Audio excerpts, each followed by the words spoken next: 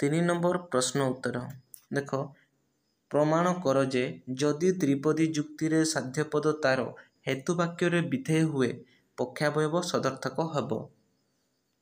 एहार सठिक उत्तर साध्यपद साध्यावयव विधेय हेले ताहा व्याप्य किंबा अव्याप्य होई पारे।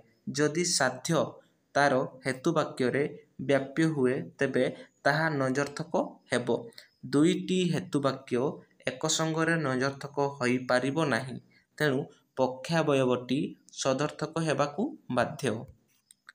जदि साध्य पदटी तार हेतुवाक्य अव्याप्य हुए तेबे ताहा सिद्धांतरे व्याप्य होई पारिबो नाही, तेणु सिद्धांत सदर्थक हेब। सिद्धांत सदर्थक हेले उभय हेतुवाक्य सदर्थक हेब अर्थात पक्षावयव सदर्थक हेब। एणु एथिरे प्रमाणित हेला जे साध्यपद साध्यावयव विधेय हेले पक्षावयव अवश्य सदर्थक हेब।